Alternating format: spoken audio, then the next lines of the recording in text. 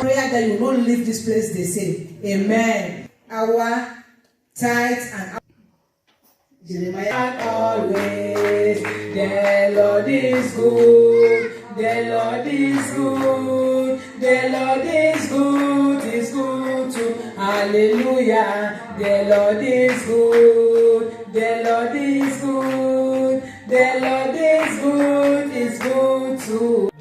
You've not noticed it before. Oh yes, you see, because you are not smiling, nobody has noticed it. Try it and you will see it. These things will learn them. Sometimes they are difficult, but learn them and put them in practice. And so you are going to get there. Hallelujah. Put your hands together for Jesus. But I want us to pray. Lift your hands to heaven and say, Lord, I thank you for this Kairos moment. I'm here to receive. I pray, oh Father, Elohim, may you bless me today. Oh, may you bless me today. May you increase my tents, Lord. May you increase my coast, Lord. May you cause favor, oh Father, Lord, upon my life. May I be connected to people I know not. May they go out of their way to favor me in Jesus' name. I will receive today in Jesus' name. I thank you, O Father, for it's a done deal. I seal it right now with the blood of Jesus Christ. In Jesus' name. Now, when you happy, I don't know whether some of, do we know that today is Pentecost Sunday at all? Yes. Happy Pentecost Sunday. Thank you, sir. Amen. I'm sure that most of us here, we don't even know what Pentecost is. And that is what we are going to look about. We're going to look at it today. Before we leave this place, we will understand what Pentecost is all about. Amen.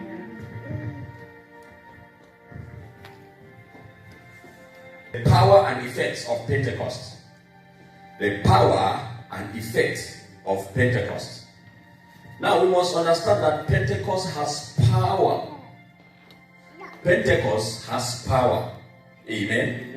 I will read 3 scriptures today. And all these 3 scriptures are going to be taken from the book of Acts. From the book of Acts, where Pentecost, the foundation of Pentecost is. The first scripture is going to be taken from the book of Acts 1, verse 4. And the Bible tells us here that once when he was eating with them, he commanded them, do not leave Jerusalem until the Father sends you the gift he promised. And I told you before, John the Baptist baptized with water, but in just a few days you will be baptized with the Holy Spirit. Amen. Acts chapter 1 verse 8. This is a common scripture that most of us will know. And the Bible says that, but you will receive power when the Holy Spirit comes upon you. And you will be my witnesses, telling people about me everywhere, in Jerusalem, throughout Judea, in Samaria, and to the ends of the earth. Amen. The third scripture is taken from the book of Acts 2, verse 1 to 13. It's a little bit long there. It says that on the day of Pentecost, all the believers were meeting together in one place. Suddenly, there was a sound from heaven, like the roaring of a mighty windstorm, and it filled the house where they were sitting. Then what looked like flames or tongues of fire appeared and settled on each of them. And everyone present was filled with the Holy Spirit and began speaking in other languages as the Spirit gave them this ability. At that time, there were devout Jews from every nation living in Jerusalem. When they heard the loud noise, everyone came running, and they were bewildered to hear their own languages being spoken by the believers. They were completely amazed. How can this be? They exclaimed. These people are all from Galilee, and yet we hear them speaking in our own native languages. Here we are, Parthians, Medes, Elamites, people from Mesopotamia, Judea, Cappadocia, Pontus, the province of Asia, Phrygia, Pamphylia, Egypt, and the areas of Libya around Cyrene, visitors from Rome, both Jews and converts to Judaism, Cretans and Arabs. And we all hear these people speaking in our languages about the wonderful things God has done. They stood there amazed and perplexed. What can this be? They asked each other.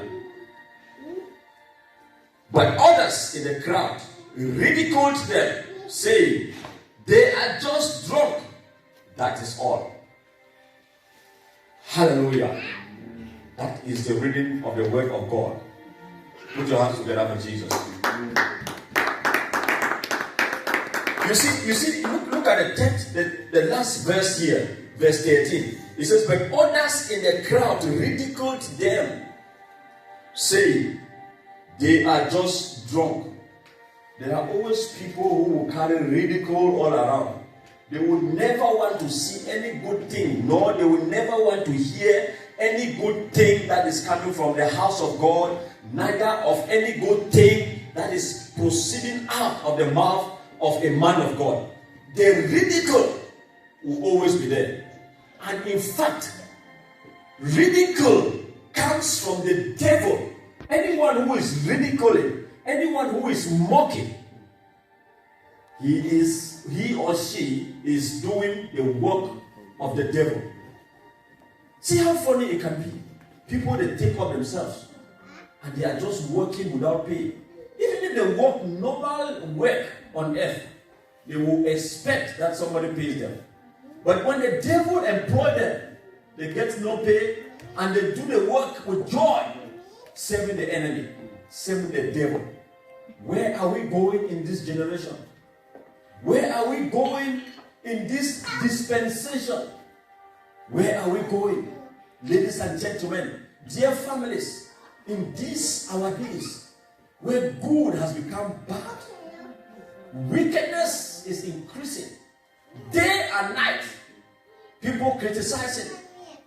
We know the world today, the population of the world is about 8 billion. And how many Christians are found in this 8 billion? It will shock you that Christians are just about 2.5 billion. And for that matter, Muslim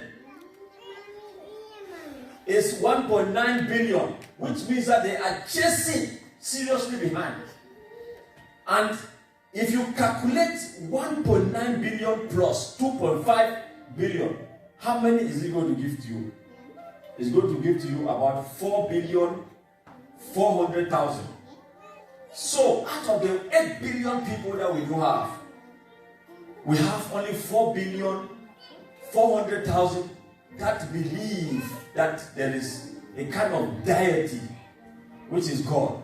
Of course, some others, they also believe. Like these other worshippers from India, the worshippers from China, and so on. But they believe in gods that they carve with their own hands. Those that has eyes that they cannot see. What am I saying? What am I trying to establish here? I'm just trying to bring your attention that we still have a lot of work to do.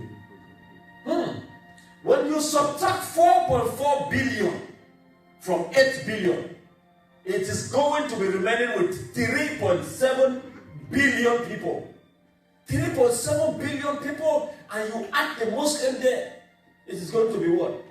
It is going to be 5.5 billion people that are out there languishing, and only 2.5 billion people who can claim that we know Jesus Christ, that we know God, the true God, who lives in heaven, the ones who is Elohim and who is Jehovah.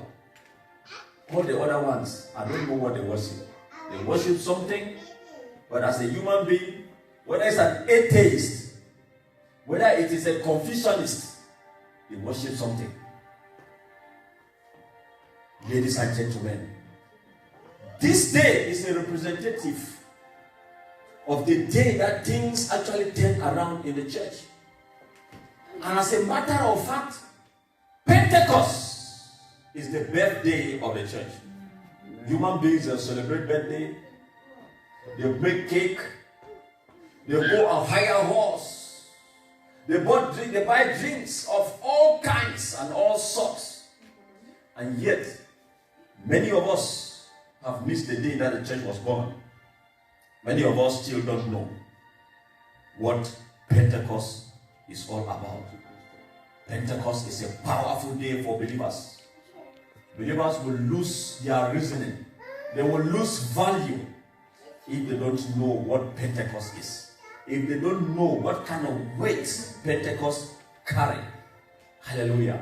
So I have come today to submit to you, to expose to you this wonderful occasion, that it is very, very important in the life of the believer and in the life of the church. The Bible tells us in Acts 1 verse 4, it says, once when he was eating, this is Jesus Christ, he commanded his disciples. He was, during the time that Jesus Christ resurrected from the death, Jesus Christ didn't go to heaven. He didn't ascend to heaven. The Bible tells us that he was on the planet, the face of this earth, for 40 days. He didn't go to heaven. He was impacting people. He was impacting his disciples. He was sitting with them and talking to them. That this is the last time that you will see me. As I am leaving, this is the only time that we have at the last opportunity to talk. He says, when he was eating, so he ate with men when he resurrected from death. So people who say that, hey, Jesus Christ, did he actually resurrect from death?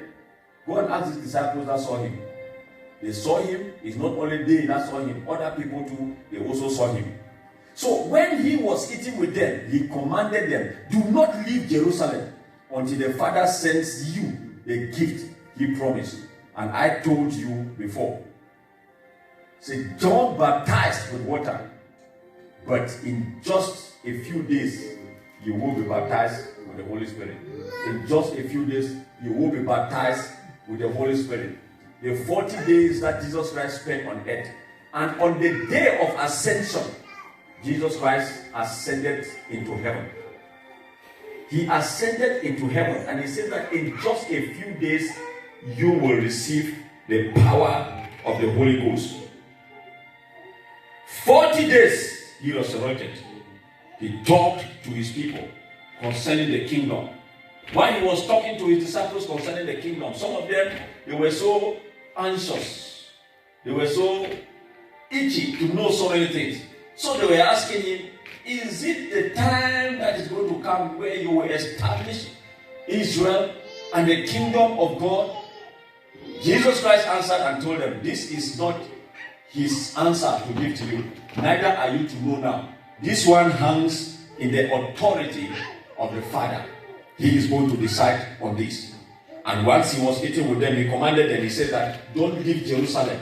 Even if I go, don't leave Jerusalem. Stay in Jerusalem. Because the Father is going to send the promise that I told you before. Now, he says, but then the verse 8 says that you shall receive the power of the Holy Spirit. When the power has come upon you, you shall be my witness in all Jerusalem and in all Judea. Hallelujah. Then they returned. As he was saying that, he was taken to heaven in the eyes of his disciples. And when he was taken to heaven, the disciples now, they decided to retreat, following the command of their master. They went to Jerusalem. Now, the place that Jesus Christ was taken up is called Mount Olives.